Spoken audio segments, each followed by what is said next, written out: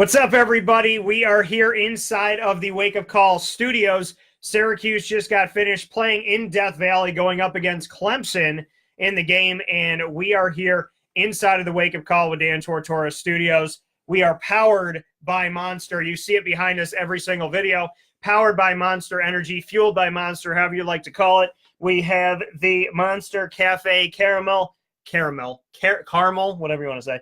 Vanilla. We have the Rehab, which is a favorite of Jordan Newman's. And we also have my favorite, which you're not seeing up here because I just drank the one that was in the studio, and that is the Ultra Red. Here with John Newman. Speaking of vanilla, how about the Syracuse offense? Oh, my gosh. A little bit vanilla. Yeah, a little bit this color. Not so much this, but more of this. This is Syracuse's vibrance in the first half.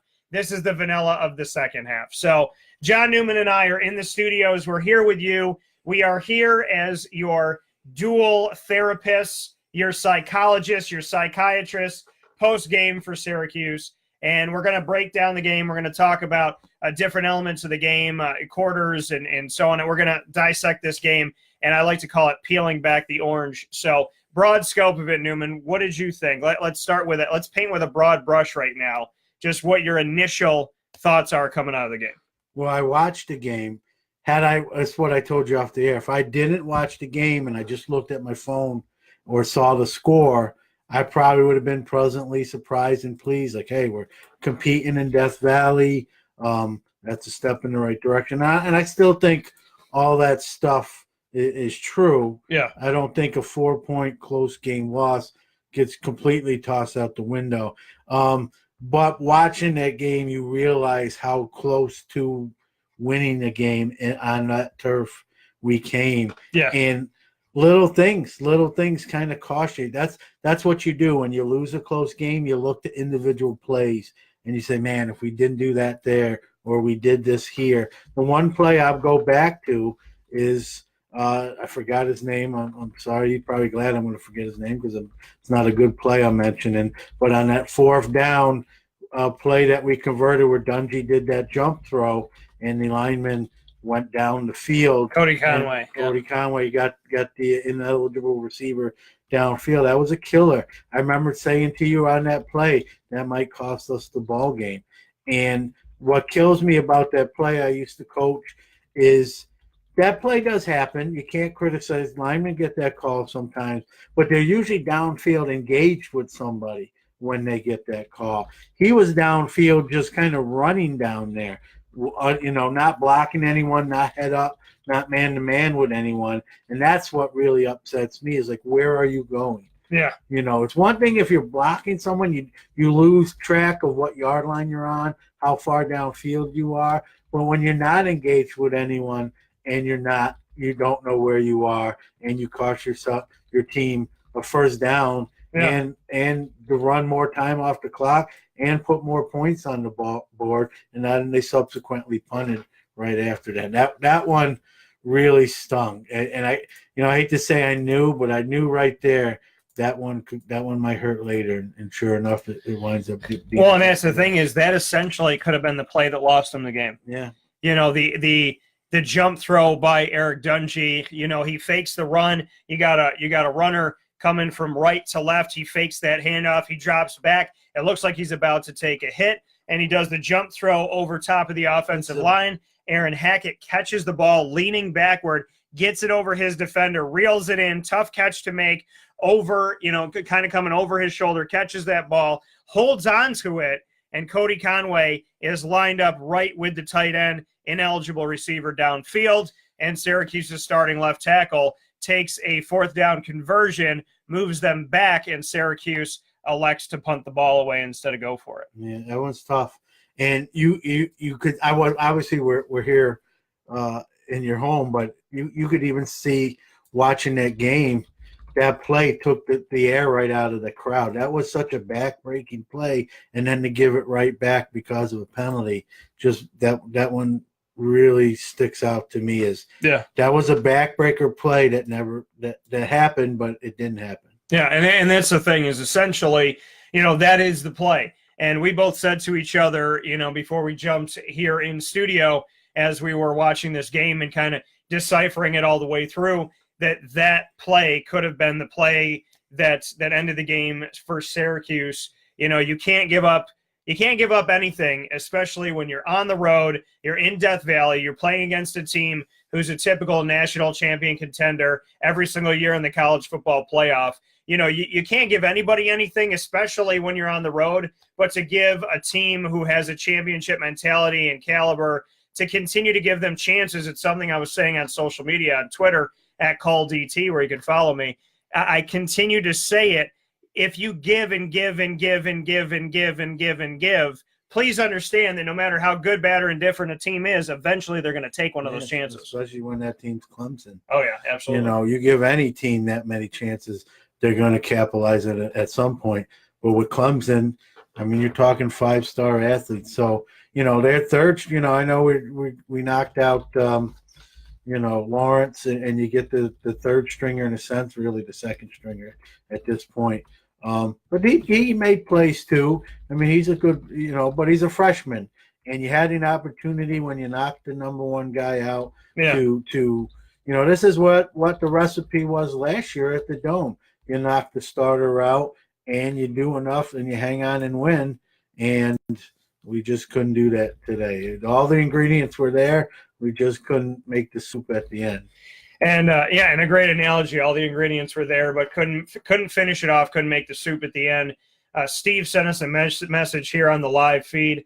Let one get away today. Regroup and take it out on Pittsburgh next Saturday. And I'll be there for that game. And you will be on site at Heinz Field for that. 50-yard line in the first row, right in the front. Yeah. Which I'm not. That's not where I sit for Steeler games. I'm going to be a little spoiled on Saturday. And that what I hope I see Saturday. I got to sneak this in here. Yeah, the thing that worries me now is and you said this off the air too when we were talking. How do you rebound from kind of a game where you got that close but didn't get it? Do you get mad and take it out on your remaining schedule, or do you curl up in the fetal position, feel sorry for yourself, and maybe start losing a few games you shouldn't? I'm hoping, and I believe with Dino, they're gonna come back and they're gonna be all right. But you don't know that until you actually see it. And I'll be curious on Saturday to see how they come out. Well, yeah, and that's what Steve said was go and take it out on them. But this is something that I brought up to John immediately after the game. Syracuse can either take this game, take this moment where they almost in back-to-back seasons defeated Clemson once at home. Once at home inside the Carrier Dome, and then this time on the road in Death Valley. And keep in mind, folks, Clemson, going into this game against Syracuse, was on a 10-0 streak at home in Death Valley. Has not lost a game in Death Valley going into the matchup, 10-0. They have 10-0 is their record. Dating back to 2016, they did not lose a home game in 2017, haven't lost a home game this season. Back in 2016, they lost late in the season to Pittsburgh, 43-42. So this was a team that was on a 10-0 winning streak in Death Valley. Nobody goes there and beats Clemson. And Syracuse went there, punched him in the mouth, dictated the pace of the game, the majority of the first half, and then into the second half started to get a little bit quiet. And this is the thing. There's a lot of stuff we're going to talk about today, but Syracuse has a choice. If you take the way you played the majority of this game, up against a team who almost never loses at home, if you take that and say, this is who we are, this is what we're worth, this is what we're capable of, you shouldn't lose another game on the rest of your docket outside of maybe Notre Dame, okay? Because outside of this – I think they could beat Notre Dame. Well, I think they could beat anybody. But when you look at this game and you look at this situation, Syracuse is in a place right now where you have North Carolina, who's atrocious, Pittsburgh, who struggles to play defense. You have NC State, who is good and is strong, but Syracuse will go toe-to-toe with them. That's a good game. That's a litmus test for Syracuse. You have Boston College, who they play well against. I mean, there's all of these opportunities, but the reality of the fact is Clemson better than NC State? 99.9% of the time, yes. NC State's come close the last 2 years. Are they better than Boston College? Most of the time, yeah, absolutely yes. So when you look at Clemson and you look at NC State, North Carolina, and Wake Forest, who just fired the defensive coordinator in Boston College, if Syracuse plays the way they played in Death Valley and dictates the pace of a game, they should arguably have no issue battling all the teams they have left on their schedule. Yeah. Or, like we talked about, the opposite could happen. The bottom could fall out. They could get really depressed of this game, and they could let, another one slip away against Pittsburgh and then go back home starting out 4-0 and then being 4-2. Yeah, and you hope the latter doesn't. The former happens and not the latter. I believe that the former is going to happen with Dino. I don't think he's going to let this group get to that point, and you hope that's the case. I know it stings at the moment, but when you kind of take a step back and you look at this game, in this program, think about the years when with Robinson and even Schaefer, and I was a Schaefer guy, but this is a game we probably wouldn't have even competed in. This game would have been 42-7, 42-14, and we are competing against the best teams, and in today probably should have beat one of the best teams in the country. I think it's good for the program. A win would have been better, sure, but to think about where we have been recently and where we are now, this is tremendous for the program, to excite people that we may never win a national championship again like 1959, let's be real. Yeah. But we're gonna get some more better recruits, 4 and 5 star guys sometimes.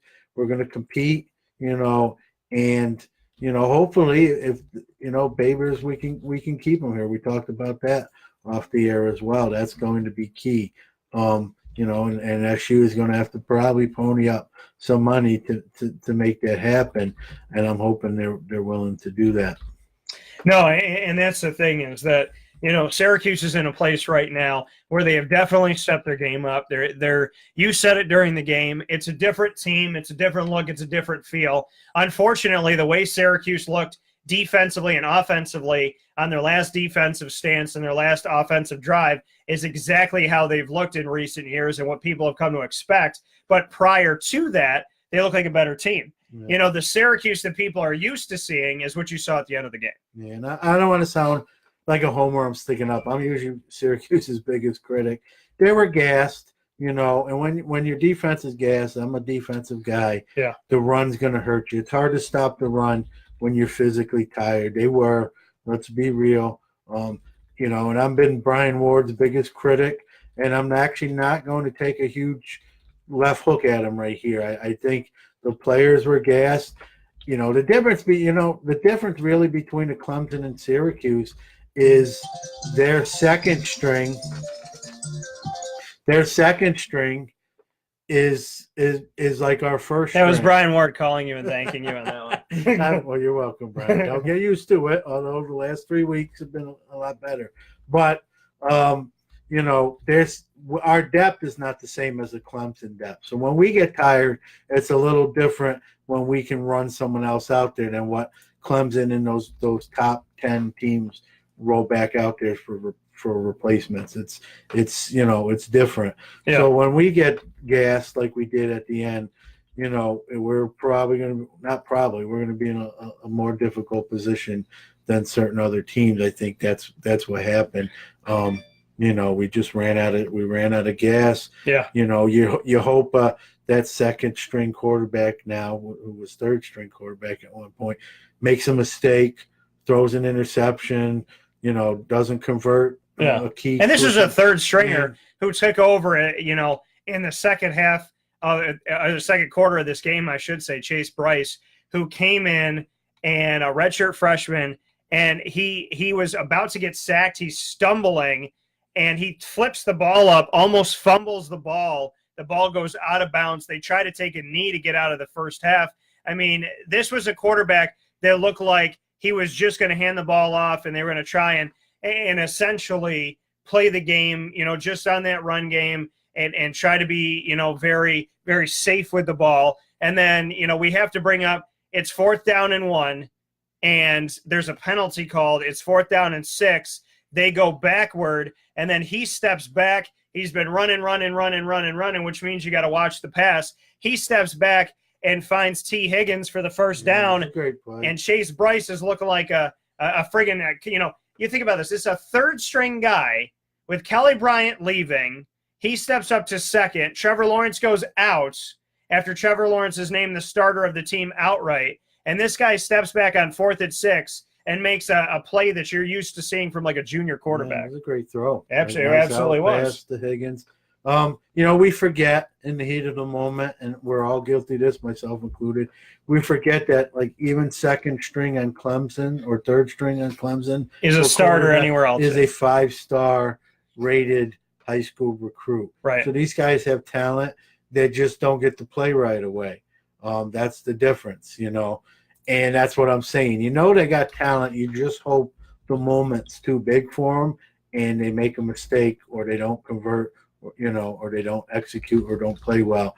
He didn't play great early, and I think the more the game went on, maybe his coaches, you heard the telecast, the coaches were constantly talking to him when Clemson's defense was on the field, probably settling them down.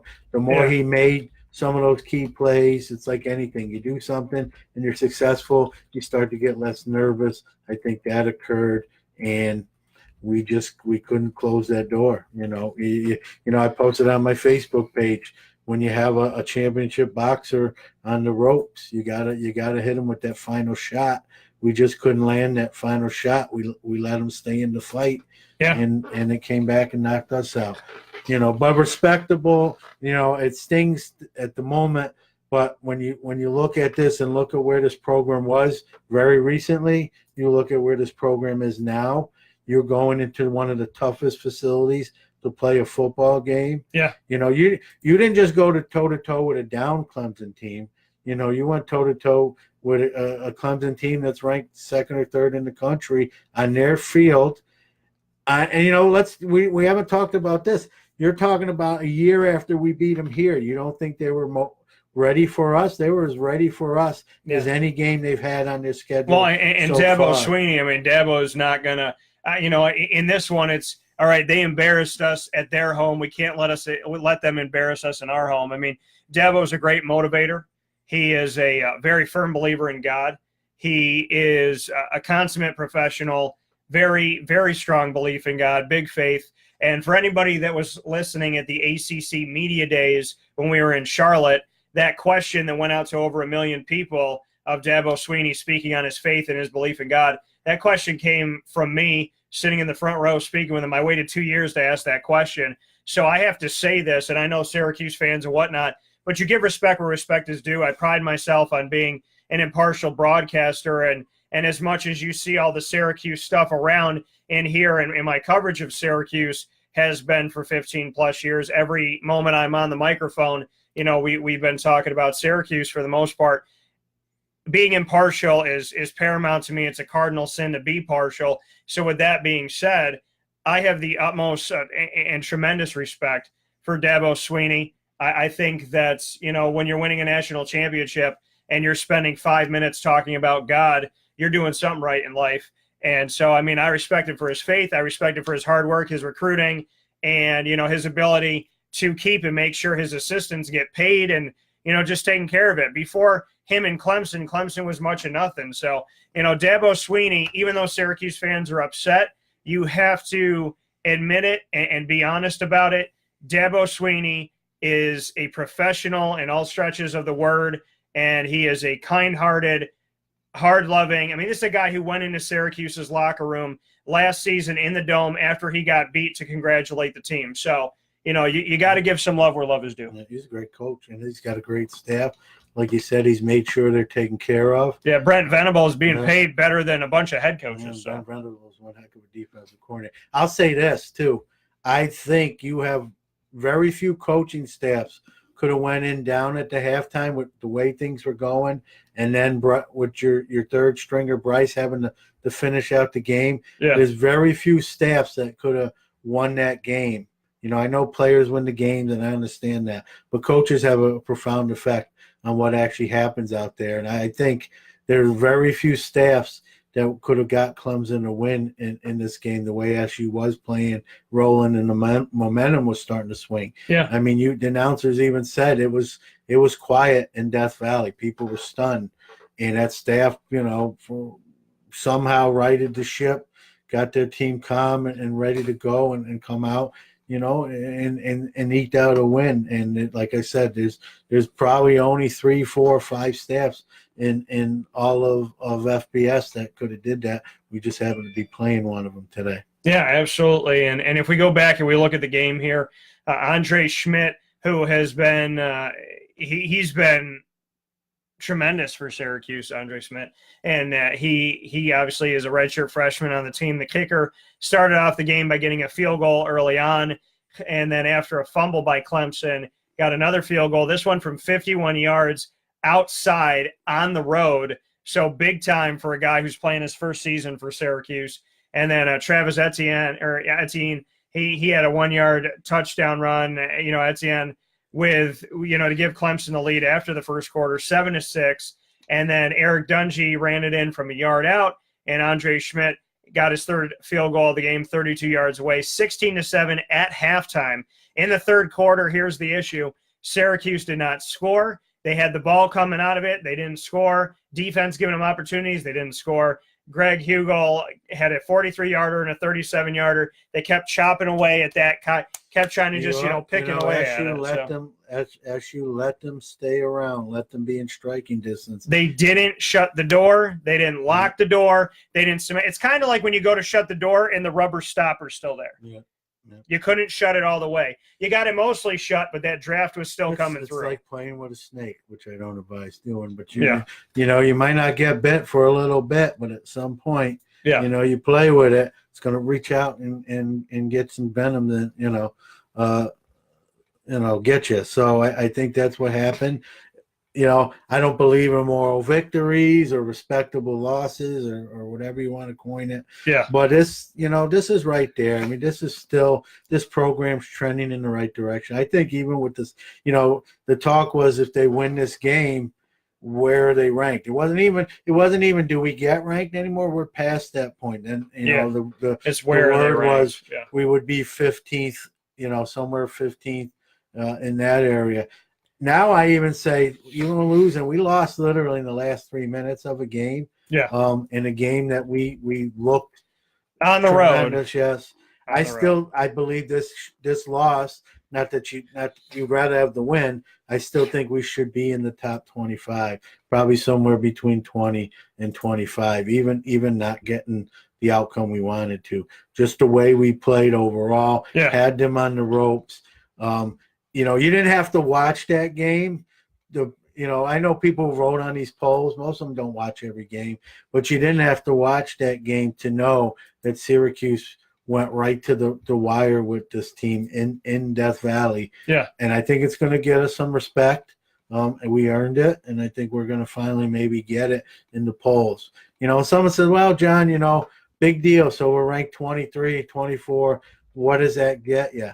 And that's just a naive statement. What that gets you is public attention. It's, there's 16, 17-year-olds, 18-year-olds in high school that are wanting to play college football, and now they look in their newspaper or online and say, oh, look, Syracuse, ranked 23, 24. It gets you in the press. It gets your program out there. Yeah. That's what it gets you. So anyone that says, oh, big deal, we're ranked 24th, doesn't know what they're talking about, quite frankly. No, and the thing is with Syracuse, and I talked with Dino Babers about it earlier this week going into the game, is that he has had a signature win in each of his seasons so far at Syracuse. He's in his third season, but having the win over Florida State, even if it's a down Florida State, it's the first time that Syracuse has defeated Florida State in 52 years. Before that, they defeated last season reigning national champion Clemson at home in Syracuse inside the Carrier Dome. Clemson was ranked 2 at the time, and next to the Nebraska win in the early 80s, who was ranked number 1 in the Carrier Dome when they came in, that, we're looking at the second greatest win inside the Carrier Dome in Syracuse history. And then before that, they defeated a top 20 Virginia Tech, who has been nothing but good with Justin Fuente and was a couple plays away from winning the ACC championship over Clemson and Deshaun Watson that year back in 2016. So it's not to say that Dino Babers has not already done a lot of things that are going to help you on the recruiting trail, which he told me that they are. But when you look at a team and say, okay, well, Syracuse is ranked, this is another team to say, hey, we can hang with Clemson. We even beat Clemson. We could beat a national champion, beat Virginia Tech, beat Florida State. We are doing things now, and this is through the words of Dino.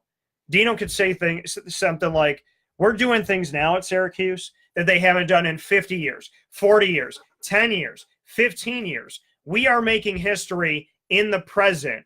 You want to be a part of this. It's been Syracuse 1959 champions, Syracuse good in the 80s, Syracuse good in the 90s. In the last 20 years, we've had nothing to show for it. You could be a part of the next time Syracuse does something great. That's a sellable thing right now. This program is in a different spot than they have been in recent history, like you just said. You know, I've been a season ticket holder for 8 or 9 years now. And I would buy my tickets every year knowing, well, this game at the Dome, they're going to get blown out. Like you knew, I hate to say it like that, but you knew you were going to lose that game. It was just by whether was it going to be 20 or was it going to be 30. Think about that situation then, and now we're in a situation where we know we're going to compete in every game. I don't care if we're playing Clemson, Florida State, Virginia Tech. I don't care who you're playing.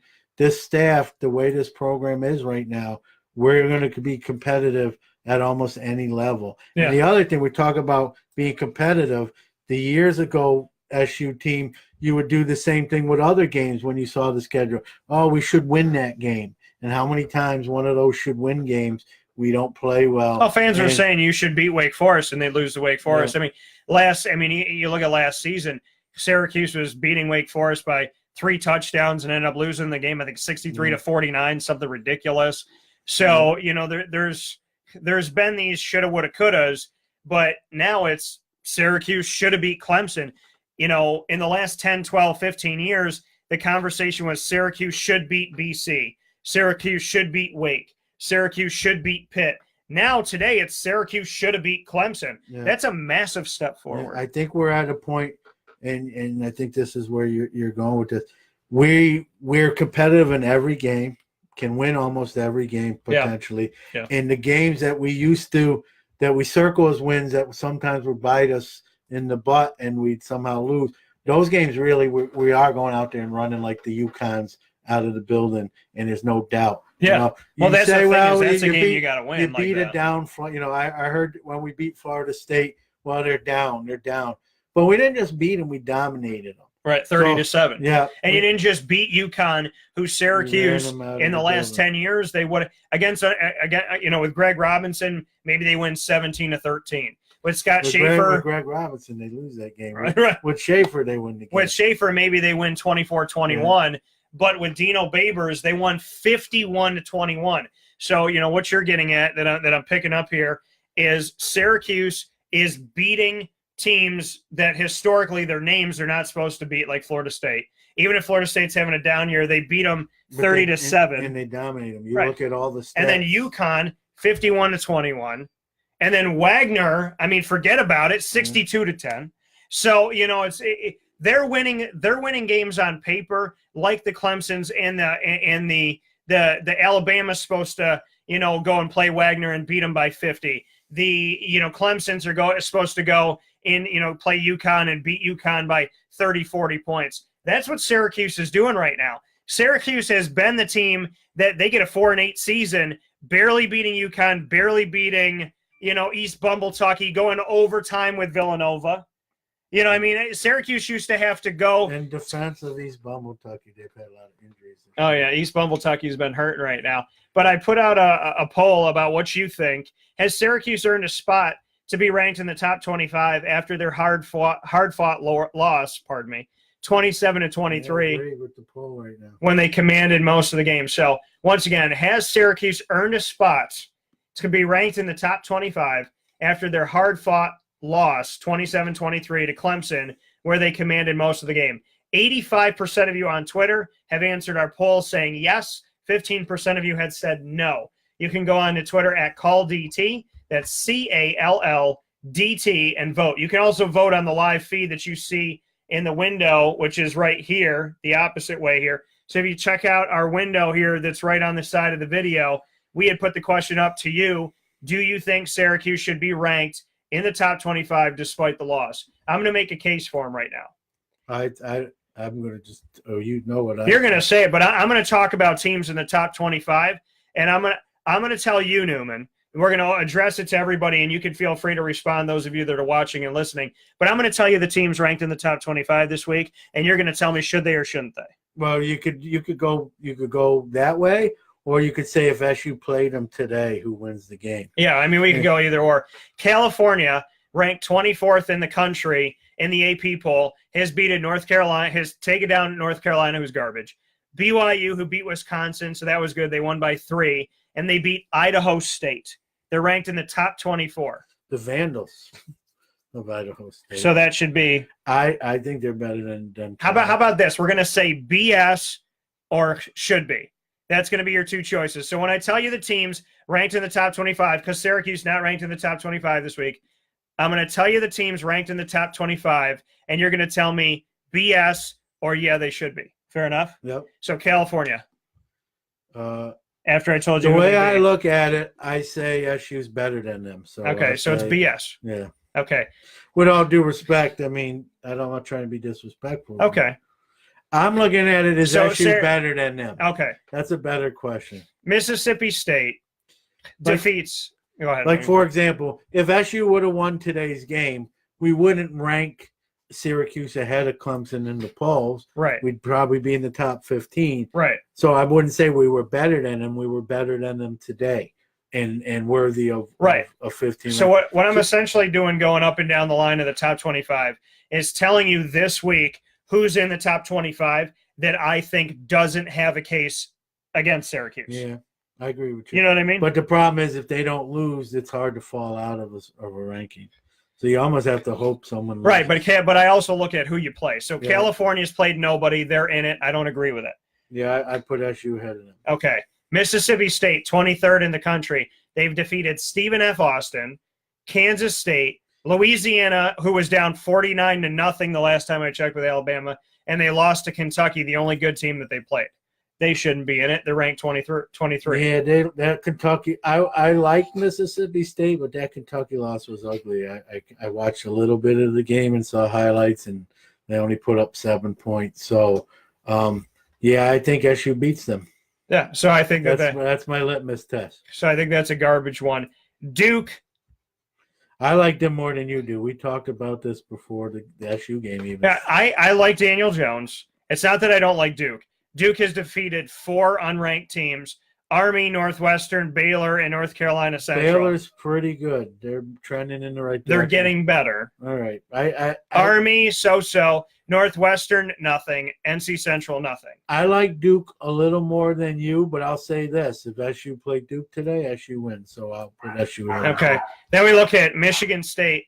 Michigan State has defeated Indiana, Central Michigan. They lost to Arizona State and Herm Edwards, who plays to win the game, and they defeated to win the game. And they defeated Utah State as well. So I don't see this as a better team right now. Michigan State, I'm gonna put them on par. I'm saying just looking at who they beat. Yeah. Okay.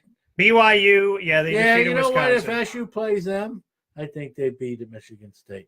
Okay. So I'll give you that. Then we look at Oregon. Oregon's lost to Stanford, and their only wins are against Bowling Green, Portland State, and San Jose State. And the Sisters of the Poor. And the Sisters of the Poor. That was a scrimmage game. And So, I mean, I'm looking at 19 through 25 of the AP right now, and I don't think Oregon has a better case than Syracuse. BYU doesn't really have a better case than Syracuse, somewhere even. Michigan State doesn't. Duke doesn't. Mississippi State doesn't. California doesn't. Texas Tech's done some good things, and they're at 25.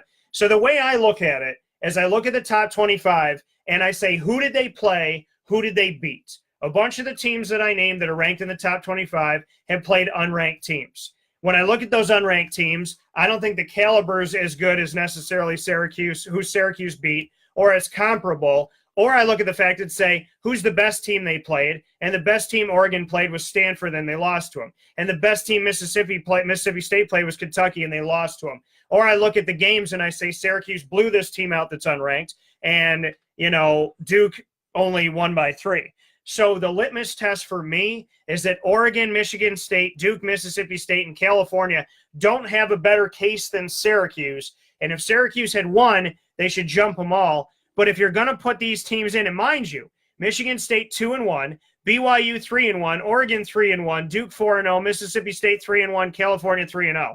So when we look at all this, there's only 2 teams that are undefeated in that. So a 4-1 Syracuse with Mississippi State, Michigan State, BYU, and Oregon all with a loss, I don't think that you can take a 4-1 Syracuse that went to Death Valley, that commanded most of the game, that played the way that they played. There is no way in my mind statistically that you can tell me that Syracuse is not better than those teams that have somehow gotten into the top 25. Yeah, I agree with you. I'm looking at your screen here. Yeah. We both are. I'm looking at it. I get the first time I have a pause really moment, believe it or not, is at Oregon. Is the Oregon. I think if SU played Oregon, I think that's a ball game. That could win. They could win and they could lose both, you know. Yeah, well, I mean, So Oregon's that's where about I going kinda- fast, so Syracuse speeds it up. But too. when I look at the other 6 teams before them, Yeah. I say if we play our game, our best game, we beat all those teams. And I look at Oregon's this too. the first one where I'm like, Yeah. it might be a ball game, regard, you know. You know, and I look at also the fact Texas Tech's ranked in the top 25.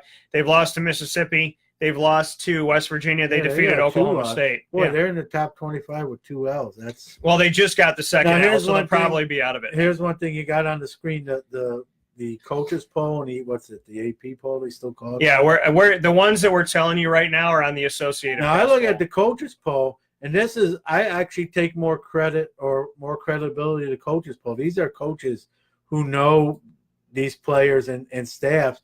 Syracuse has got 83 points on the coaches poll. They're not very far before this game today. That poll was before this game today. Yeah. Syracuse was very close to being 25th ranked before this game was even played. Yes, BYU had 141 in the coaches. South Florida had 113, And who's Syracuse. 4-0, and Syracuse went into it 4-0. So with 83. technically they're 28. Syracuse had more votes than TCU, NC State, Texas Tech, South Carolina, California, Florida, Texas A&M, Cincinnati, who's also 4-0. A lot of teams in the coaches poll that Syracuse was And above. these are from the coaches who coached this game. Yeah, and in the Associated Press, I think they're just butt backwards on Yeah. that one. Now, someone might say, well, John, the coaches aren't watching all their other games. They're worried about their own team. But I agree with you. But they know how good these teams are. Their coach, this is their profession. So I think that's I think you said this yourself when it comes to broadcasting. The biggest compliment you can get is from someone who does what you do and gives you credit. Yeah. So when coaches are giving Syracuse 83 points worth of credit and just within stone's throw out of being in the top 25 before this game was played today, that's something I'd hang my hat on. I'm sure those points are going to go up after this game, not down. And I got a feeling Dabo is going to increase some Syracuse points as well. Yeah, no, absolutely, and I think that if I'm Dabo, I want them to be in it too, because you know what, it looks better for his win over them. So I would be, if I'm Dabo, I'm calling all my friends saying vote for Syracuse if you watched our game. But I just put up here on the thing, Syracuse definitely, in my opinion, has a better case than Oregon, Duke, Michigan State, Mississippi State, and California, who are all ranked in the top 25 and Texas currently. Tech. And Texas Tech now has 2 losses, so they'll probably be out of it. As things stand right now, as we look at these polls, and the other side of it, to flip it on the other place, at the top of the polls, Clemson is 3rd in the AP, 2nd in the coaches. I would imagine they drop after this. I would think so. I would think they got to be top 5, maybe. Wisconsin, I think, drops a little bit. They're starting to get exposed as just a team that can't pass, which traditionally that's been their MO. I'm putting Ohio State. I mean, Alabama's at the top. Georgia's up there. You got to put Ohio State at this point in the top 3. Yeah, I think everyone, if you believe everything you hear, Ohio State's the only team that can beat Alabama. I don't know if I'd agree with that. I think that other teams can. Yeah. I think Alabama, no doubt, is the favorite. If I had to put money on one team, it's going to go on Alabama. Yeah. But I think they can be beat. That's going to be a tall order, but it can be done. Yeah, so Clemson should fall in top 25 after this. And if the AP and coaches poll, where do you see them falling? How far are we talking here? I think they probably are 5th. I think Ohio State that's not a precipitous drop. No, I don't think it's going to be a crazy drop because they won. So usually when you win, maybe you're going to stay, you're going to drop a couple. I think Ohio State deserves to pass them. And I think depending on what happens outside of this with teams like Oklahoma and LSU and so on and so forth, if Ohio State is to win their game against Penn State, I definitely think that Ohio State gets put in the top 3. Yeah. I think Alabama stays. I think Georgia stays. But Clemson they got to drop a little bit here because they won their game, but, not by much, by a hair. So, well, we'll know what people think of Syracuse by how far maybe Clemson actually drops. If they don't drop much, you can look at that and say, hey, people were respecting this program. If they do drop quite a bit, then you can say, well, the disrespect or the lack of respect is still there. So yeah, no, absolutely. So, and we're just putting in that Syracuse should be in the top 25. So essentially, I believe so. With what we just looked at, and I do it by this, and maybe this isn't the right way to do it. This is what I say: if Syracuse plays them today, whatever you want to say, neutral field, their field, who wins? Well, and I look at who Syracuse played compared to who they played, and I look at the fact that there's a bunch of every single team that I mentioned, from 19 to 25 has at least one loss, except for 2 teams. So Syracuse has one loss. It's to Clemson. These other teams, right? These other teams, you get blown out by Mississippi State, or you get blown out by this, you get blown out by that. Oregon, not playing well against Stanford. So I put, right up here to kind of sum up what we were saying. You can read it here in the live feed. Clemson should fall in the top 25 after this. And if the AP and the coaches polls keep the teams in the bottom of the top 25 the way they are, like the Oregons, the Dukes, the Michigan States, the Mississippi States, and Californias of the world, then Syracuse should definitely be in the top 25. Because I can argue 5 to 6 teams that are in the top 25 in the AP that Syracuse, if on paper, looks like they could be better than. I'm not afraid of California. I'm not afraid of Mississippi State. I'm not afraid of Duke. I'm not afraid of Michigan State. I'm not afraid of Oregon. BYU beat Wisconsin. I think that could be a scary game. And Texas Tech lost their second game. They're 3-2, so they're probably going to be out of the top 25 because they barely made it in the AP. When you look at even number 16, Miami. And Miami just murdered North Carolina, who's the worst team in the ACC out of 14. And I'm a Hurricane kind of fan. I have like a second favorite college team. Right. And you look at who they played. They lost to LSU when LSU was ranked 25th in the country. And they didn't just lose to LSU.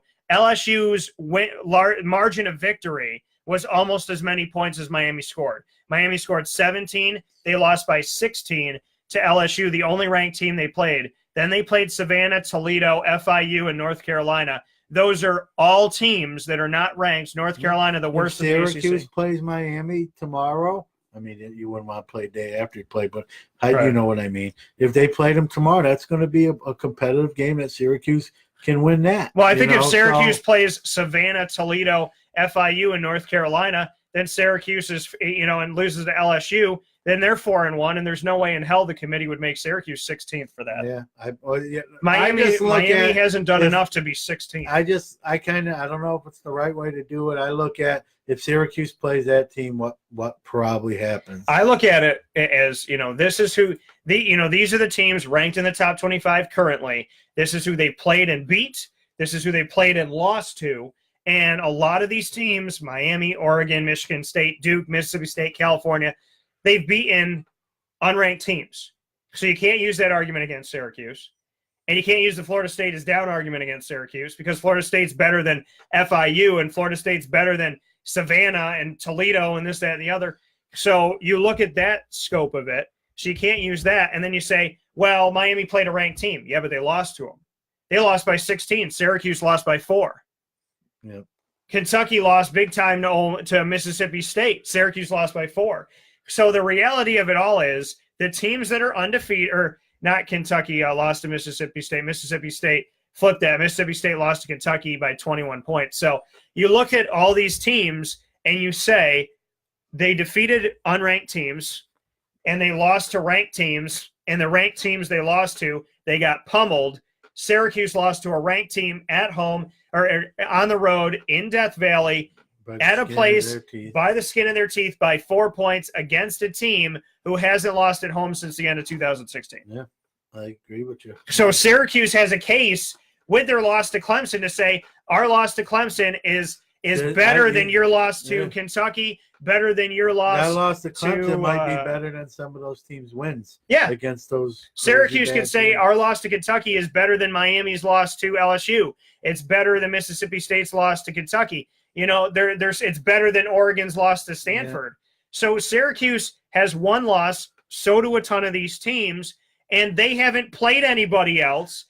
So if you say Syracuse has played nobody else but Clemson, you're stating the case. If all of these teams are going to get treated the way they are for beating unranked teams and losing to ranked teams by a lot, then Syracuse beat all unranked teams and then lost to a ranked team in the top 3 by 4 points. If you're an unranked team losing by 4 to a team that never loses at home and other teams are getting in the polls losing by 3 touchdowns, there is no way, shape, or form that the Associated Press or the coaches can sit down in a poll and say Syracuse is undeserving, but we're going to give it to this and give it to that and give it. If you're going to give love to Mississippi State and California and Miami and so on and so forth, then the very least that you could do is make Syracuse 25th, which I still think would be disrespectful. What I want to see, if you looked at those 2 polls, they had something like 23 points in the AP from the press and 83 by the coaches. So you take from that the coaches respect Syracuse more than the press does. Oh, because the press had, the national press thinks that Syracuse is a joke. Yeah, so what I want to see now, even though we lost this game, I want to see how far we've moved up in the press's eyes. I know in the coaches poll, we should have more than 83 points. We should be in that top 25. What I want to see is in the AP with the press, how much more respect we garnered. If we didn't, I'd be really surprised, and I would just say this is a press that's just biased, and it's gonna take a bunch of wins to really crack that poll, And I think that a lot of the poll too is the hope, right? Yeah. Mississippi State in the coaches poll is 19th. It's the hope that they're going to get better. The hope. Well, you got to remember these teams are, even if they beat Florida, even if they beat their former head coach Dan Mullen, it doesn't matter. Florida's not ranked. Yeah. So, I mean, what does it matter? Because I see Mississippi State is 23rd in the AP, 19th in the coaches poll. They beat Florida, let's say, right? They win over Florida, and then they move up to 15. Why? Yeah. They beat an unranked team. Well, Why? I think, listen, I'm not trying to be but it's the SEC. So. I think a lot of people who are voting in this, I don't know how much football they're watching. I don't know how much research they do. Right. I just think they think, oh, Syracuse, they stink. Right. I mean, it's even like UCF. UCF is 3-0. They haven't lost a game since before 2017, and they're 3-0 right now. They're 13th in the AP. They're 14th in the coaches poll, and they're winning right now as we're talking by 2 touchdowns over Pitt, who's not a bad team in the ACC. Yeah. Don't tell that to Jordan. I know, because Jordan doesn't appreciate the American athlete. But I hear you. I'm gonna be curious when the polls come out. What do they come out Tuesdays or what? Like beginning of the week. Yeah. So, but I mean, Alabama's Alabama, and they're at the top of it. So as long as they keep winning, they're going to stay at the top of it. But they just defeated Louisiana. They got a win over Texas A&M, which was massive. But they beat Louisville and Arkansas State and Mississippi. They're going to stay where they are. They're going to be where they are. But these other teams in the top 25, they can't argue their case and say that they deserve to be there above Syracuse because they can't even say all these teams are 5-0 and Syracuse is 4-1. They all have a loss, but their loss is damning. It's not like Syracuse went into Death Valley and lost 56-0, 56-14. Syracuse lost this game on the final Clemson drive on a 4th and 6 pass that ended up working out for the team and their third-string quarterback. And I give all the credit to Clemson for what they did and take nothing away from them. But 27-23 to be 4-1 is very different than, being Mississippi State going, well, we're in the SEC, we're pretty good. You just lost by 3 touchdowns to Kentucky. Miami, your claim to fame is you just killed North Carolina. Everybody beats North Carolina right now. Yeah. So what's Miami have to hang their hat on? Well, we played a good game against LSU. Did you win or lose? You lost. What was the score against LSU? They didn't play a good game. You lost by 16. I watched it. They lost by 3 scores. They got dominated in that game. 3 scores. 3 scores Miami lost that game. Miami has played cupcakes since they played a ranked team. Now, I do like the Hurricanes a little bit, the truth be told. But I'm saying in the argument, I'm saying argument's sake here. For argument's sake. I can't argue with where they're ranked. They don't have any crazy nice wins yet. Right. But I still think they're a very good team. Well, but I think that lost LSU. But I think that's the mentality. Yeah. I think the mentality of the people that vote in the polls are, well, Miami's pretty good, and Wisconsin. Well, yeah, I don't think. Let's be honest. I don't know how much research these voters. No, because really doing. I think they take out the piece of paper, or the voting sheet, or however it's done, and how much they put Alabama 1. They put Clemson 2 or 3. They put Georgia and Ohio State up there. LSU, I'm surprised, has gotten up to the top 5, top 6. Oklahoma's up there. Stanford's up there, but they'll fall. Notre Dame's up there, but they're a loss away from falling. Penn State is in the top 10, which is typical. Auburn's in the top 10, which if I took and cut and pasted the top 10 right now to the last 2 or 3 years, it's the same. It's the same throughout the season. Washington has no business being number 11. Let me tell you who Washington in the Pac-12 has played. They played Auburn. They lost the game by 5. Then they beat North Dakota. They beat Utah, and they beat Arizona State by 1 touchdown. Yet Washington is not only in the top 25, they're 11. If that is and I always tell people that, if that's the meter stick, if Washington's record and who they played and who they've lost to and what they've done, if that is the meter stick to get to 11, then Syracuse at 4-1 should be 14. Yeah. If that's the meter stick. Because why is Washington 11? Washington should be 17. UCF should be above them. West Virginia should be up there somewhere. Well, Wisconsin should be above that. You can see, if you look at these 2 polls side by side, you can see once you get past that 19th, how the opinions varied. Oklahoma State's the press on the coaches, but not on the right. On the Associated Press is somewhat insane, and the coaches are kind of doing research here. They're looking at Oklahoma State. The coaches know. Right. They talk to each other. They know what's going on. They may be focused on their team. I get it. Yeah. I as crazy as it sounds, you want to be ranked higher in the AP. But I think the most respectful one is the coaches because. Well, if I'm California and I play the Sisterhood of the Traveling Pants every week, and I'm in the top 24 with the press, that's wonderful that the press thinks so highly of California. But if Syracuse played the same teams that California played, they'd be ranked 84th in the country. Yeah, they wouldn't even be close. I think the problem is, Dan, that the program's been down for so long. It's just going to take and your sins of the past. You've kind of dug yourself such a big hole that it's going to take even longer to climb. Probably, and it's not fair, but it's going to take you longer than it should to climb out. There's people who probably say, "I'm not on board yet." You still got to prove it to me. Well, the thing is, it's hard to take. You got to think of the teams that it's hard to take out. It's hard to take Alabama. It's hard to take Georgia. It's hard to take Clemson, Ohio State, LSU, Oklahoma, Stanford, Notre Dame, Penn State, Auburn, Washington, West Virginia, Michigan, Wisconsin, Miami, just Oregon. Those names are the names that even if they play bad, even if they don't do great things, it's hard. It's a fight to take them out because everybody wants to keep them in. It's the people that you make excuses for. Oh, Oregon's 3-2, but they had a hangnail. But if it was Syracuse, if Syracuse was ranked today and went into a game against North Carolina and won by 3, they would be unranked. Yeah. But if Oregon did that, they'd go from 17 to 10. Yeah. Because there's certain names that they will fight with you to take them out. Yeah.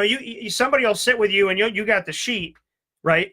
And so you're filling out the sheet with the press, and you get to Stanford and you go, I should probably move them down. And then a bunch of people sit around the table and go, but it's Stanford. It's Stanford, John. Yeah, Where well, if it's Syracuse, there's one guy and they're going, hey, buddy, besides you, we all think they should be out. Yeah.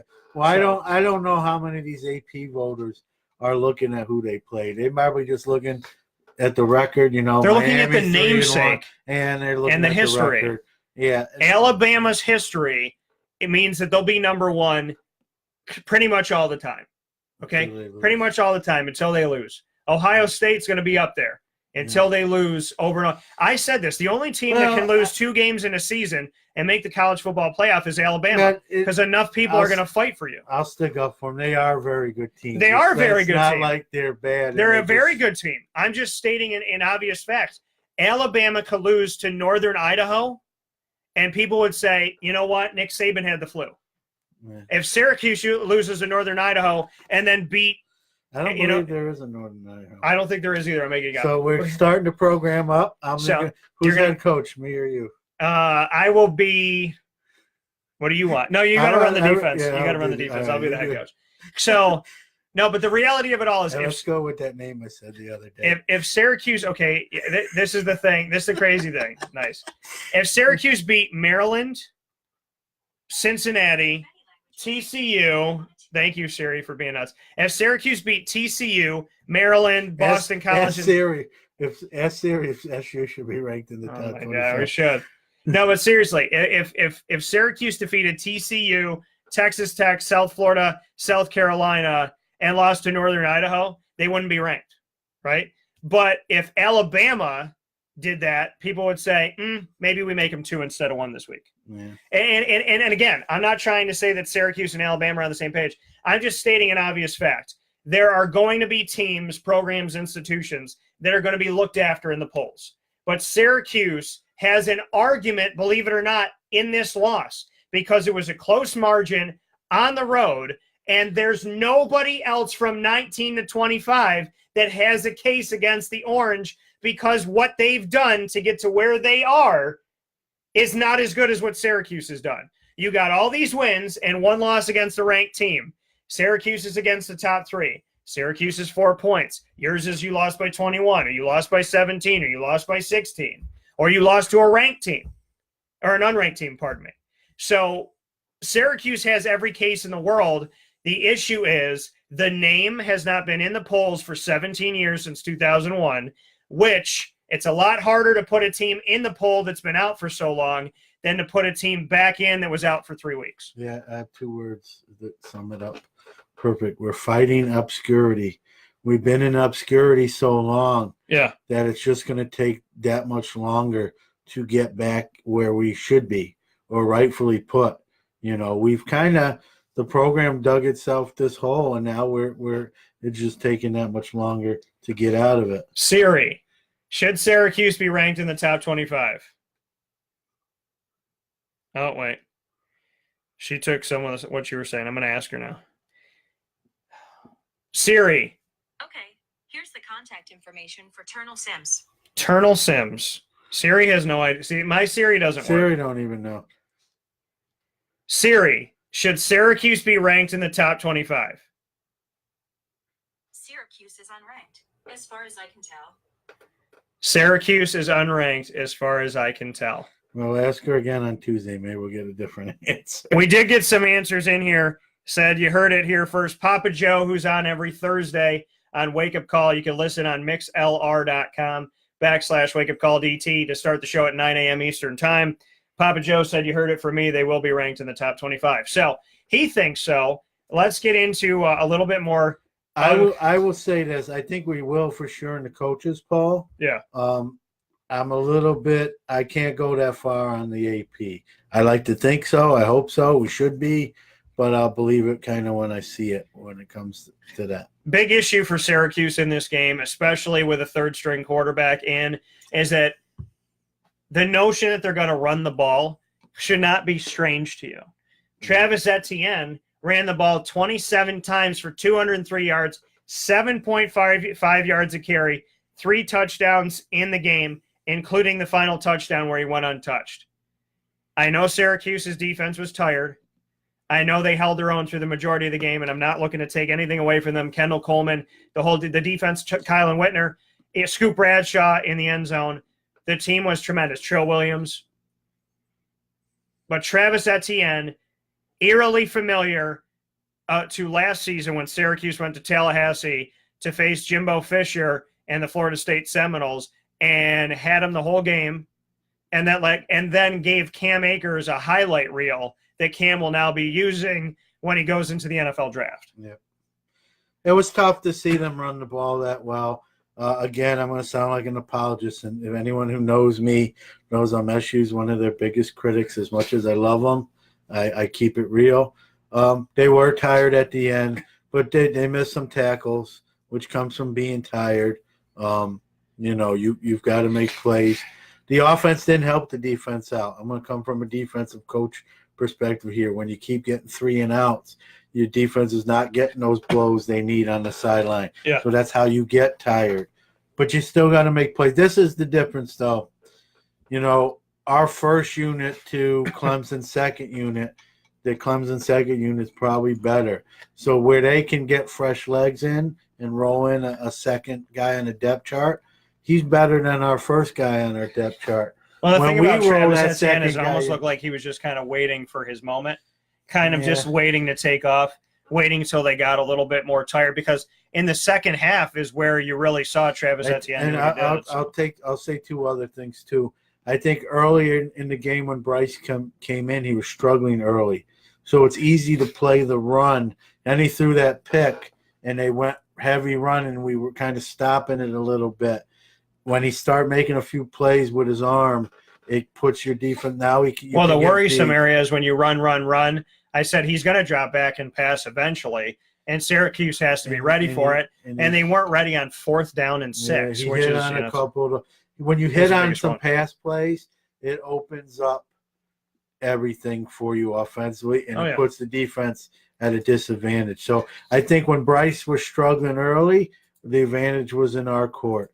When he started making a few plays with his arm, now our defense had to be prepared for both rather than selling out for one. And I think we got exposed a little bit. I think you factor in the fatigue, and, it was a recipe for run disaster. I think one thing I'll take away, this defensive line played very well, as it has all year.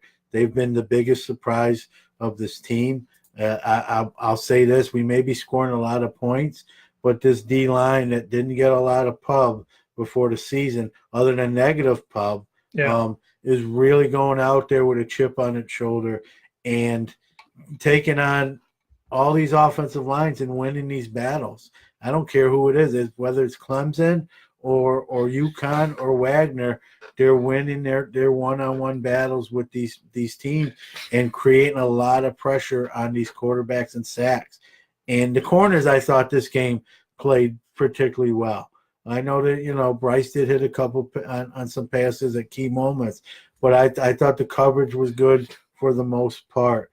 I think the weak part of this Syracuse defense, and if you're doing the math here, it's the one section I haven't mentioned yet. Yeah. This is the area they need to address. It's that linebacker core. And some of those big runs are because linebackers, when a guy gets to the second level, you got to remember the defensive line is purpose is kind of twofold. They're to rush the quarterback and stop the run. Right. But if they're attacking and they're rushing the quarterback, then obviously you're going to make one or the other. You can't do both. Yeah. So if you charge forward, that means you haven't dropped back, which means you're relying on your linebackers to stop Etienne or Feaster and in the run of play. And once these guys broke through the line and tried to go to that second level, we were seeing that Syracuse was struggling to catch up with them going at their feet. And at the same time, Syracuse was having a hard time with the bodies of these guys to pull them down. Yeah, I'm not trying to give the D-line a front free pass, but I put the blame more on that second line of linebackers. They had opportunities to come up and fill. Well, the D-line was tremendous. I mean, you got to look at this.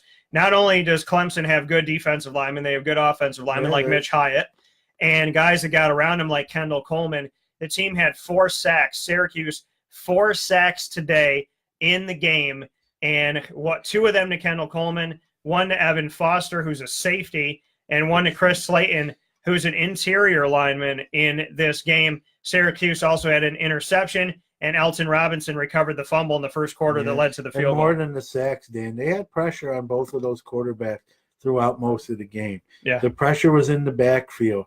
It's just the run game, especially late, really got us. And, again, the defense. And Kylan Whitner played well. He's at the top of the thing again. Kylan Whitner, one of the linebackers, I think definitely stepping up. He had 11 tackles in the game, 5 solo. I think he's one of the bright spots when we look at some of those plays that get out into the second level. I think Kylan Whitner, number 25, he was kind of everywhere on the field in a lot of these plays to take some people down. Yeah, I'd like to see this linebacker. If these linebacker crew can step their game up, this team would be even that much better. It's hard. It's hard to get a defense that fires at every single asset. You know what I mean? Yeah. You're always going to have a weak spot, whether you're offense or defense. I think ours right now is the linebacker core. But that D line, the way it's playing, has kind of, made that harder to see. Let's put it that way. So imagine if the D line wasn't playing lights out, where this I think that's been the biggest difference. And I'm not trying to take credit away from Brian Ward. I know I throw him under the bus enough, but I think the biggest difference between this year's defense and the previous renditions of it is that front line is making plays up front and putting pressure on the quarterback, having an offense on its heels rather than an offense who just dictates what they want to do versus us. And it's made a tremendous difference. I mean, even this game, the last quarter was a little rough with just kind of the gash plays. Yeah. But I think overall this defense played pretty well in this game. No, they definitely did play well in this matchup. And Syracuse, obviously going into Death Valley, doing some big things in this game and trying to come away with some positive play. The polls continue. It's on Facebook and Twitter. You can vote on Twitter at CallDT. That's CALLDT. Follow me there and vote. You can also like the page on Facebook at WakeUpCallDT. That's at WakeUpCallDT. 90% of you on Facebook believe Syracuse should be in the top 25 after this game. 85% of you on Twitter, so pretty much the same. And Glenn just said they should rise in the polls after today. A win would have sealed the top 25. They'll be there if they keep playing this way. Maybe not this week. So I think that we've talked ourselves into they should be in it. I think they should. Based on what's there. Maybe it'll take going to Pittsburgh and running Pittsburgh out of Heinz Field. Well, I will promise you, if they go to Pittsburgh and they lose, then this committee is whatever the press did think of them, they're not even going to have that thought maybe for the rest of the season. And this is where the coaching staff's got to get that locker room and say, listen, should have had it. No, everyone knows it. It is what it is. I'm proud of you. Let's go back. Let's have a good week of practice and keep going. It's not like we lost the game to a terrible team and trying to regroup. It's a game we should have had, but let's give them credit as well. This is the number 3, team in the country. Absolutely. And I think that, I have faith in the coaches enough. I think they'll get that done. And maybe they'll come out, they'll come to Pittsburgh and they'll come, inspired to probably prove like, hey, we are as good as what you're seeing, and here's how we're going to show. Well, that's the thing. After the Clemson game last year, Syracuse had to win 2 of their last 5. They won none of them. This time around, we'll see how that was in a win. We'll see how Syracuse responds after this loss. If they stay hungry, stay after it. Syracuse gave up a lot on the run. That ultimately was the separation in this game. It was the 4th and 6 play by Chase Bryce, dropping back and completing a pass to T. Higgins. It was also Clemson's ability to run the ball with Choice, Feaster, and Etienne. And Choice, extremely hard for Syracuse to take down, a big-bodied guy. 293 yards rushing for Clemson and 3 touchdowns. 2 touchdowns for Syracuse, 61 yards rushing, and Dungy 13 carries for 11 yards. I thought 0.8 yards a carry when normally he has like 7. So. Let's give what Dungy is a quarterback. Dungy's a very good ball player. The program wouldn't be where it is now without him being under center. I didn't think today was his best. As crazy as it sounds, and we were competitive and probably should have won the game, I don't think Dungy performed particularly well. I thought his throws were inaccurate. There was throws he made where the receiver had to reach back, catch it, go jump and catch it. And his interception that set up a field goal, that is where his receiver had gotten out in front of he was open. Yeah, the receiver got out in front of the defender. Him with that throw. That thing could have went for 6 or definitely another 10, 15 more yards. Yeah, he leads him. He's got a lot there. He threw behind him, wanted the receiver to essentially turn back, and that's where the defender stepped in and took the ball away. If he had put it over top or put it, streamlined through to his outside hand, we're looking at a first down and then some.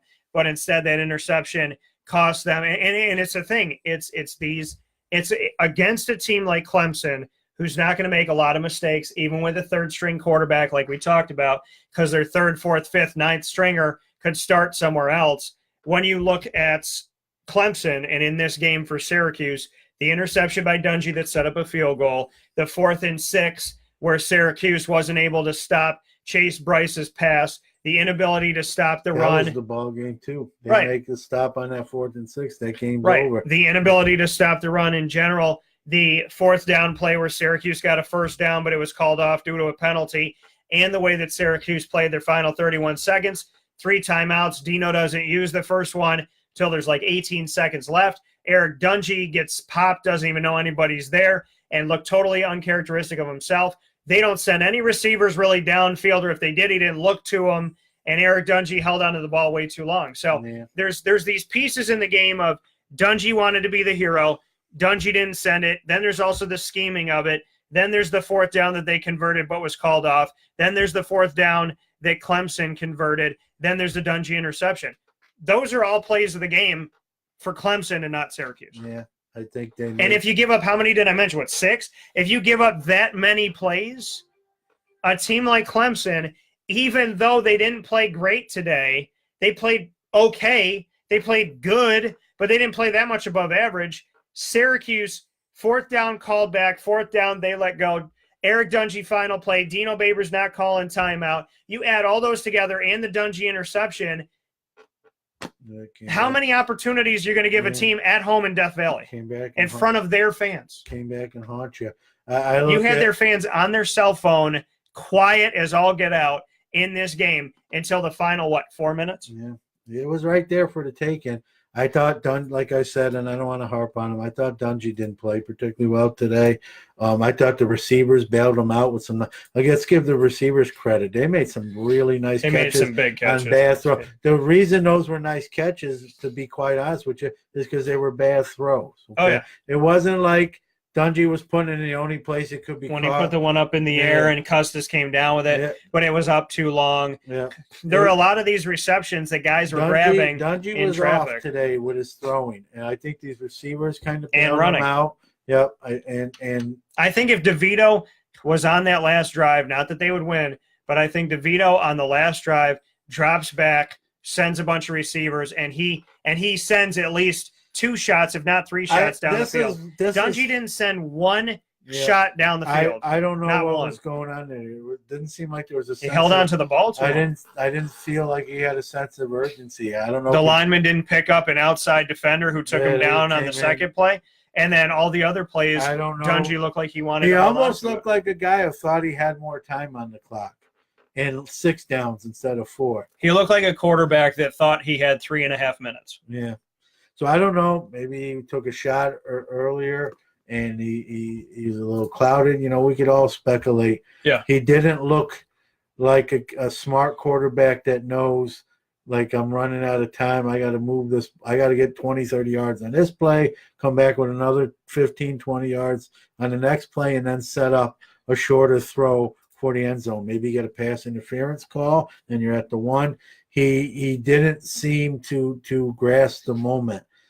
And I don't, your guess is as good as mine. The only thing I can come up with was maybe he took a hit and the faculties weren't all there. I hate to say it like this, but if that isn't the case, like, where's the football smarts if that wasn't the case? why didn't he realize the sense of urgency? Right. You know, the guy on the other side, Well, Bryce. I think the Bryce thing knew with the him, sense of urgency Right. to make a play.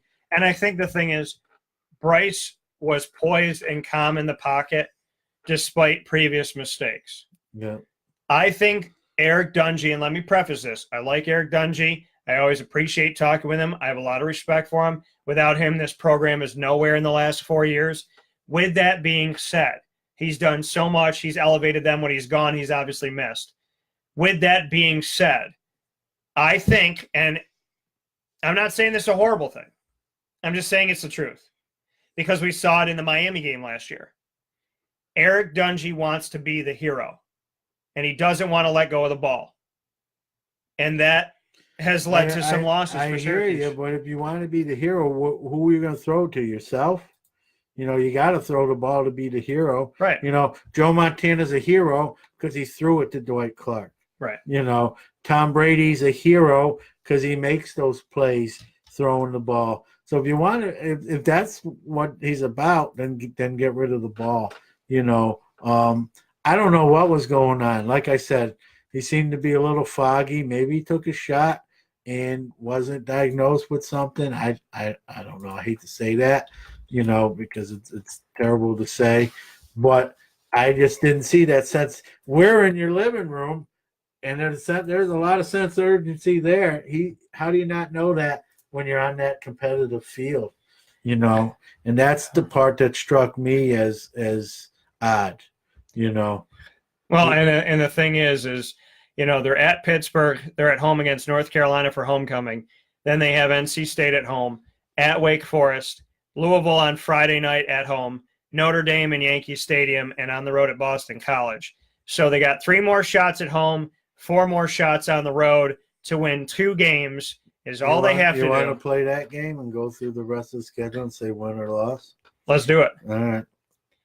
At Pittsburgh. Well, I'm going to be there, 50-yard line, front row, by the way. Yeah. I'm going to have faith. Pittsburgh's not great. They're good. They're not great. I like to think this team's going to come back. I think they're tough to play on the road. Yeah, they are. I think Syracuse can have a chip on your shoulder. This may not be a pretty game. This may not be an easy win. Something tells me, though, Syracuse is going to go in there and come out of there with a W. So I'm going W. My thing is, what Syracuse team shows up to this game? Yeah. A downtrodden, poor me Syracuse, or a we should have had that win, we deserve better, we slapped ourselves in the face, we'll never do it again. That's my concern, and that's my nervousness. The last time that Brian Ward's defense was in Pittsburgh, the game was 76-61. And my Facebook post was, I didn't know the basketball season started this early. And I said, you know, Jamie Dixon and Jim Boeheim hadn't played in a while, but I guess that's what was happening.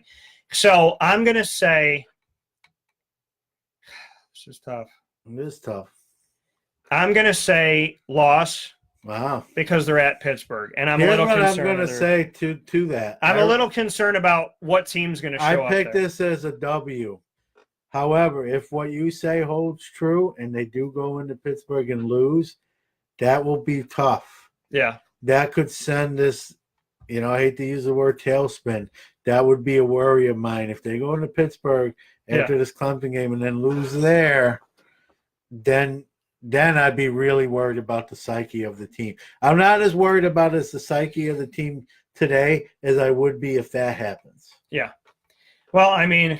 So I'm kind of thinking, I don't know a ton about Pittsburgh. I just know enough about this team to know that. No, Pat Narduzzi is a good coach. Syracuse can absolutely go in there and score a lot of points. But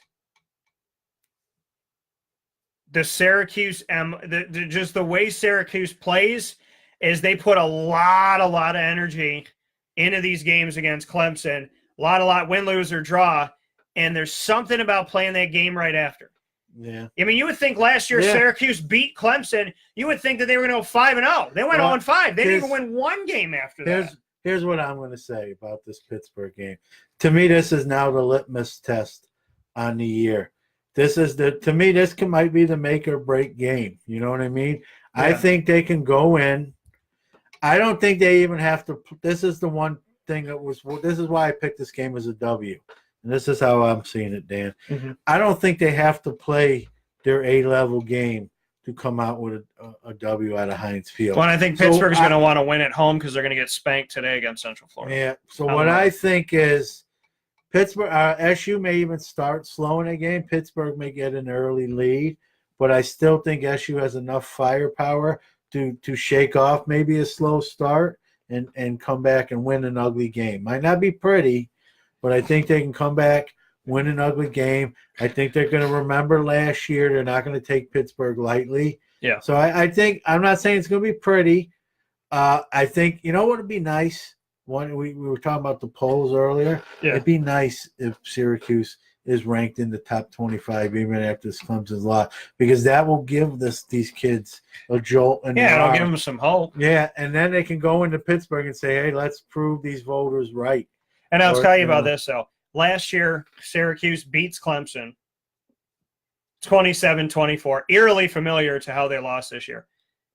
They play at Miami, at Florida State, Wake Forest, BC at home, at Louisville.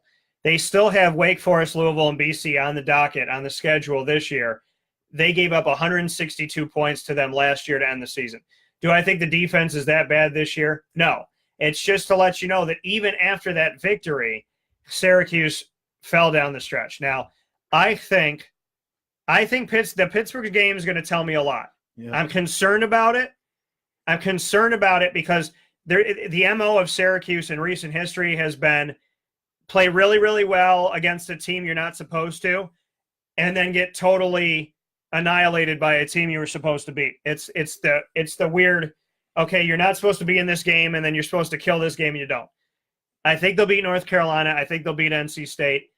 See, the NC State games. I think they can win. It's at home. That's the reason why I believe they can win it, because it's at home. That helps. It's at home. That's so I think we both will take the North. I mean, you gotta beat North Carolina. That program's real. North Carolina is the only team that had a worse record than Syracuse last year out of 14 ACC schools. So I'm gonna go win at Pittsburgh. Not pretty, but they come out of there with a W. I think they. I hope they run North Carolina out of the gym here. So you got 2-0. I think I got 1-1. The North Carolina State game scares me more than you. Even being at home, you got a good quarterback there. I think it concerns me, but you're at home. They're at home. That's the big thing. Is if this game was on the road, I think it's 41-17 NC State. But it's at home. All right. Are you going to convince me? I'm really on the fence, but I'm gonna let you peer pressure me into putting that as a W. So you got 3-0. 3-0. I got 2-1. They go at Wake Forest, who just fired the defensive coordinator, and during the season, which is firing rare. Jay Savell, Dave Clawson said to me this week when we spoke on the ACC teleconference, I said, "What do you want to see out of your defense?"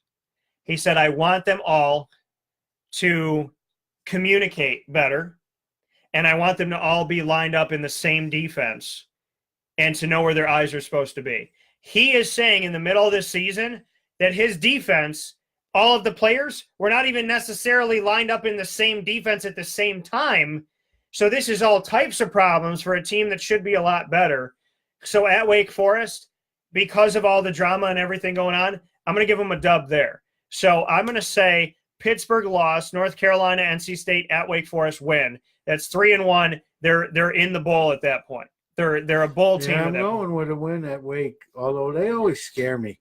They're one of those teams. I was at the Dome for last year's game, and should have never won last year's game. That was embarrassing. Should have never won last year's game. That was embarrassing. That was one of the worst debacles in the history. To me, the Wake Forest game last year was more embarrassing than the Panthers game, against Pitt. Well, that's because of the massive turnaround. Man, I'm looking at the schedule, Dan. I can't believe this, but I only see potentially one loss here. The rest. So you got 4-0 in the next 4. I have 3-1. Louisville Friday night in the Dome, the last home game for Syracuse this year. I got to go W. Louisville is not the same. I said Louisville would win 5 to 6 games this year if they had Lamar Jackson. I'm concerned, but they would beat Teddy Bridgewater in the Dome. I have Syracuse winning this game because Louisville is not going to win many of them. I still think this Louisville game on Friday night, for whatever reason, call whatever you want to call it, a full moon, Bobby Petrino, Juwan Pass getting better. I'm concerned about that game. Syracuse better beat them, but I am concerned because when Syracuse plays Louisville, especially late in the season in the ACC, it's ugly. And Louisville is just a thorn in Syracuse's side. Yeah. So I'm going to say that's a tough one for me. I almost want to call it a tie, which I know I can't. So I'm going to say 4-1. But my gut is telling me that Louisville, I'm sorry, that Louisville game is going to be dangerous. It's dangerous, but man, I can't see him losing to that. That might team, be one of the games. That might be one of the games where you say, how do you lose to Clemson by 4 and then play Louisville this way? So let me say 4-1. You'll say 5-0. They play Notre Dame. I tell you what, there's a lot of Notre Dame fans that go to this game. Yeah, I'm not impressed with Notre Dame. Like, I look at this game and I say, I'm not saying I'm picking them right here, but I look at that game and I say Syracuse can win the game. Do I think they will? It's man, that's I got a 50% chance at this. Yeah. But I don't know. If I say they win that game, then I'm really predicting them to run out the rest of the schedule. I don't know if they can do that. So I'm gonna give this game to Notre Dame. And what might happen, maybe they win the Notre Dame game, and you're right, they gaff up the Louisville game. But I'm gonna put the Notre Dame game as an L, just kind of to hedge my bets. Well, here's the thing. I actually think they can go into MetLife and beat Notre Dame. Yeah, so Yankee Stadium and beat them. Yankee Stadium. So this is a crazy thing. Notre Dame right now, through 4 games, is 4-0. But listen. They beat Michigan by 7. They beat Ball State by 8. They beat Vandy by 5. And they beat Wake, who fired their defensive coordinator after the game, by 29. But think about that. Michigan by 7, Ball by 8, Vandy by 5 points. They're not lighting up the that offense against Syracuse's offense. I'll take Syracuse. I'm picking Syracuse in that one. Yeah, I'd like to. I would. I'm worried about that Louisville game. I'm going to tell you the only reason I'm not picking. I like Syracuse's chances in the Notre Dame game. Yeah. But the only reason I'm not picking it is because I don't know if they can. I can't see them winning every game after today. So I'm going to give it to Notre Dame, and what it might be is one of those other games, maybe Louisville or NC State, they give up and they get Notre Dame instead. So, and then at Boston College. That one might be tricky. That one's that game. They always play BC the last game of the season. Yeah. Wow. I'm gonna go. BC's a pain in the butt. Yeah, they're well coached. Adazio's got those guys. I know they just lost 4 bowls in the last 5 years. I know they just got beat by Purdue. I'm gonna go Boston College. And they just defeated Temple 45-35 at home. Yeah, if that game was at Syracuse, I may lean Syracuse. They can score though. Yeah, they have A.J. Dillon and Anthony Brown. Look at their games. They scored 55, 62, 41, 45, and against Purdue, the wheels fell off. Struggled in that game. I'm going to go Boston College, and I hope I'm wrong, and I think I may be wrong, but that'll be 2 L's, and then 1, 2, 3, 4, 5, and 2 the rest of the way. In Central New York, 9-3 record. John Phillips, Noah Jordan Williams, Tyler Bray, Tyler Days. I coached him. Tyler Days. I just named a quarterback. Tyler Days. All those guys on Boston College. I think they got a kid from Notre Dame or Nottingham as well. Those who've seen Jordan on the air, Jordan has thrown some touchdowns to Boston College, Tyler Days. So there you go. So I'm going to say with BC in this one, this is tough. So I'm going to say loss to Pitt, win over North Carolina, win over NC State, win over Wake Forest, win over Notre Dame, and then so that's 1, 2, 3, 4. That's 4. And then I'm going to say they beat Boston College, they lose to Louisville. So I'm going to say 5-2 the rest of the way, which is going to make the team, believe it or not, 9-3. Which I went 5-2. I gave them 2. 9-3. This year I said maybe 6-6, and that's why preseason polls and in-season polls should be treated separately. And you shouldn't have to say, "Oh, Dan, well, you said that before that," because you don't know how the team's going to play. And some coaches say, who gives a crap about preseason polls? because you don't know anything until you know something in the sense of how they play. You know it's on paper, but you got to see how they play. Like, I'm more sold on the Browns and Baker Mayfield, and I want to watch the Browns now, when beforehand I was like, I don't know what I think about Baker. But he's starting to sell me. Now, Syracuse, I just argued them to 9-3, and I can't believe I'm saying it, but in reality, that's where this team is, though. This is where they are because they started 4-0. Yeah.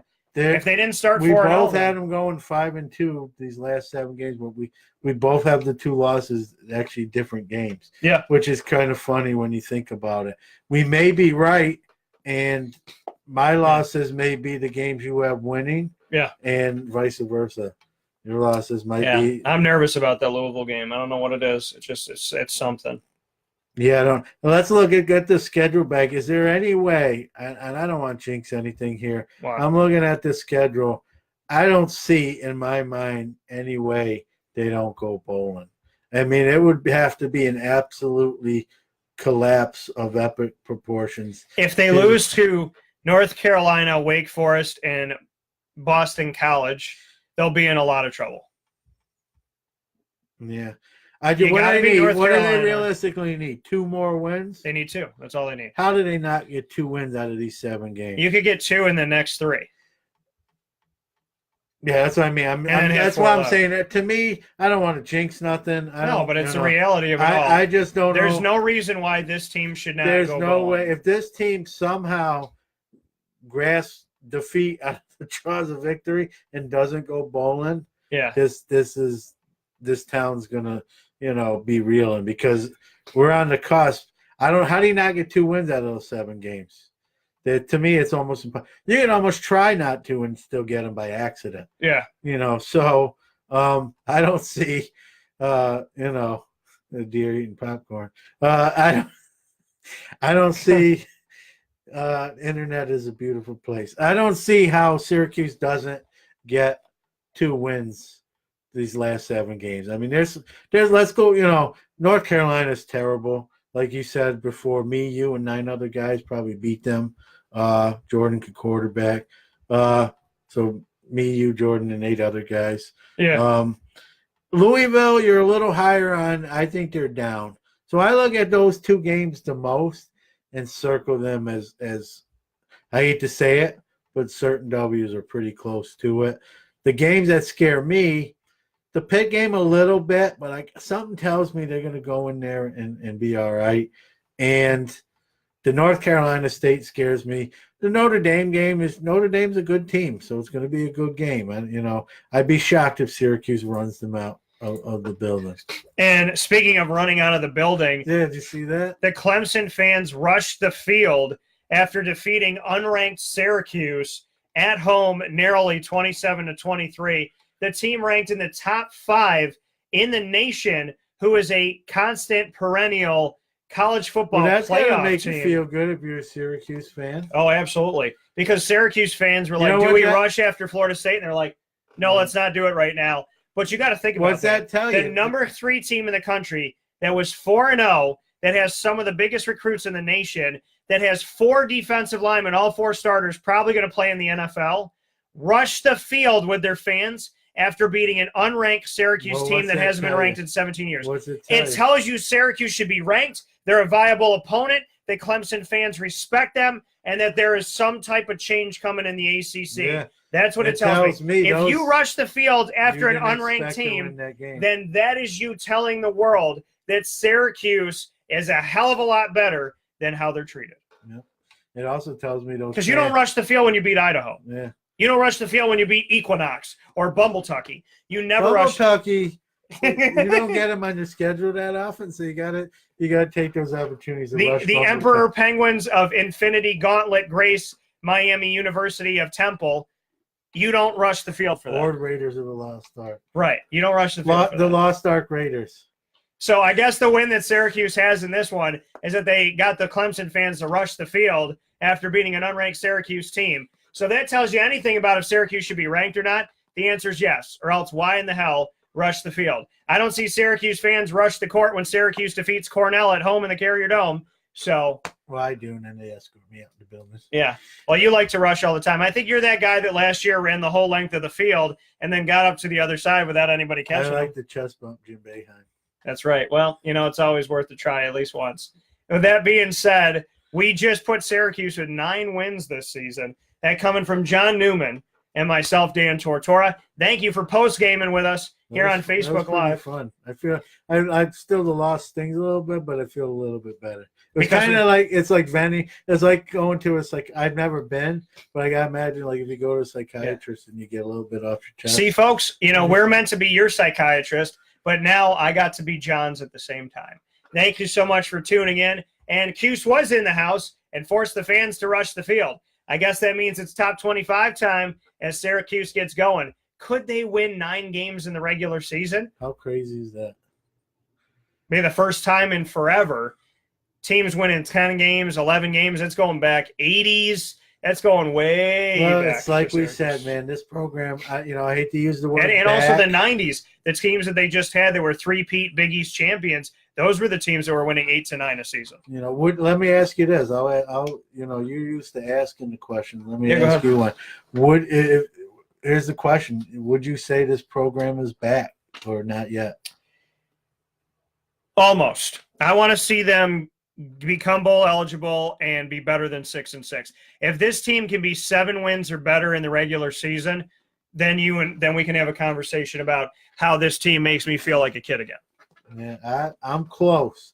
I kind of liked your answer because it's probably what I'd say. Yeah, you want to do 6-6 is not going to do it for me. You always worry about jinx. I'm a kind of a jinx guy. I don't like the jinx thing, Yeah. so I don't want to say it. I kind of feel it, Yeah. but I don't want to say it because I don't want to jinx it.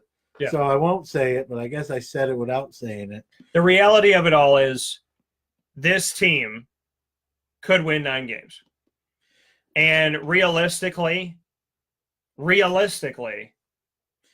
it makes sense. I look at those last 7 games. Instead of when they're like, oh, you're a Homer fan and you say they're going to win 9 or 10. I'm not a Homer guy. This is the reality. We are critiquing this team. We are acknowledging that they haven't been that good in recent history. Yet I think they could win 9 games. I even think if they go 4-3 down these last 7 if they win games, 9 games, they're going to get a damn good bowl game. Yeah. And if Clemson slips up anywhere in this grand scheme of things, Syracuse could be right there at number 2 in the Atlantic Division. Yeah.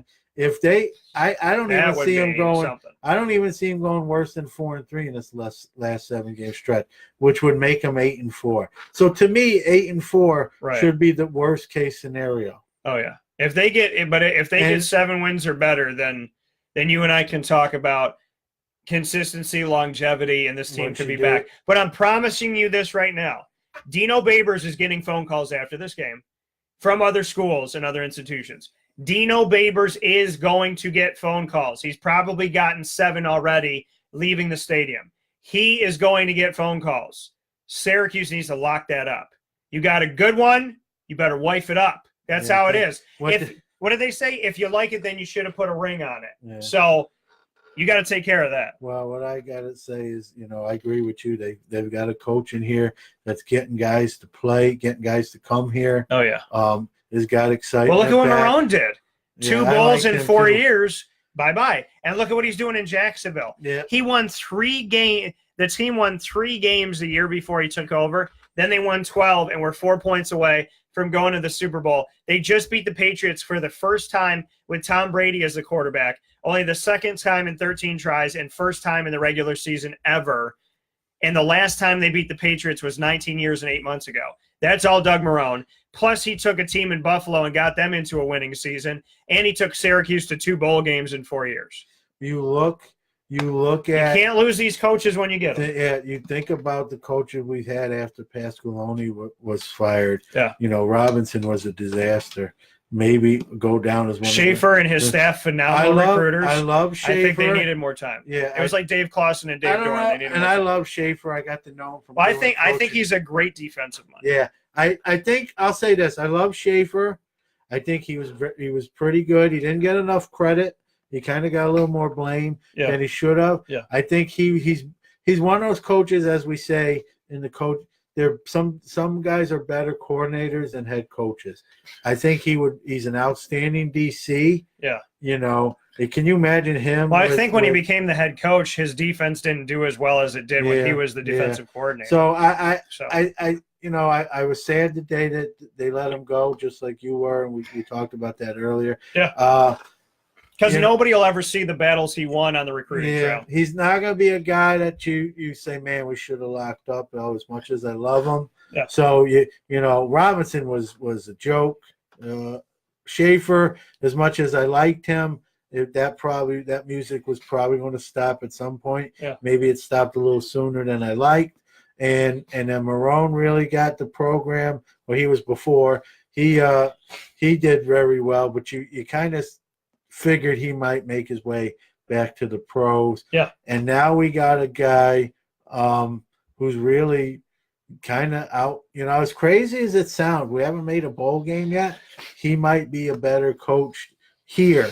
I'm not talking Marone is obviously doing big things on the next level. Yeah. But he may be one of the best coaches we could have here. And like you said, Syracuse hired a head coach. Yeah, what is this program going to do what it takes to make sure he doesn't leave? Yeah. And here's the other question. We put the onus on the program, but does he want to, does he want to stay here? Right. And you can throw money at somebody, right? But if they can get that same money somewhere else, and now it becomes a choice between like Syracuse to give me $3 million and Florida State's giving me $3 million. Where do I want to live? I'm promising you he's going to get phone calls. I'm promising you that UCLA is. I'll say this, Dan. UCLA will probably in a heartbeat. Dan, I'll say this. I think he's probably gotten phone calls before today. Oh yeah, absolutely. So but right now, I mean, you're looking at Clemson back-to-back years. You're looking at Virginia Tech win, Florida State win, Clemson win. You're looking at a team that should win 9 games this season, 7 at the fewest. I mean, Dino Babers absolutely positively is getting phone calls. Yeah. And they need to lock that up. And if he wants to be here, I think they can make it make sense. If Dino truly wants to be here and Syracuse can be generous. Listen, here's the thing. Syracuse, give him whatever he wants. Okay, within reason, give him whatever he wants. If Dino wants to be here, you got to sign that extension. Because there is so many teams that want a coach like him. Because you look at Syracuse and you say there's 130 FBS schools, and you can argue that Syracuse is anywhere from 80th to 90th every year. Not 26th, not 62nd, 80th. I think they finished last year 83rd, 84th, 87th.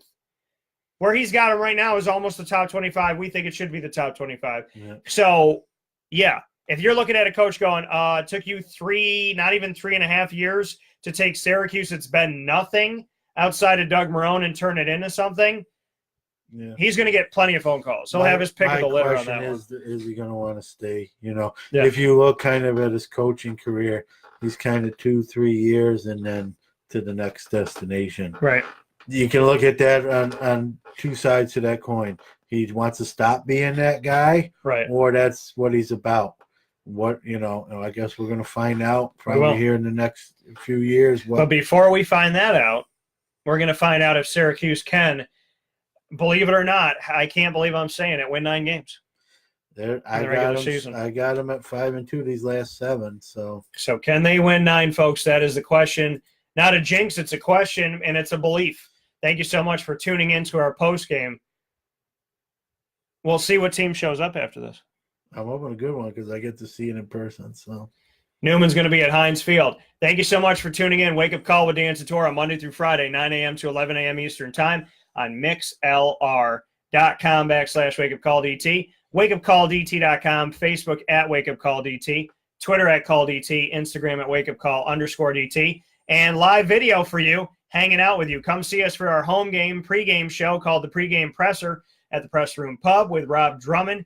We are there every home game 2 hours before kickoff. Next time we'll be there is October 20th against North Carolina, and we'll be here for you as your therapist in games, after games as well with these opportunities with the post-game report.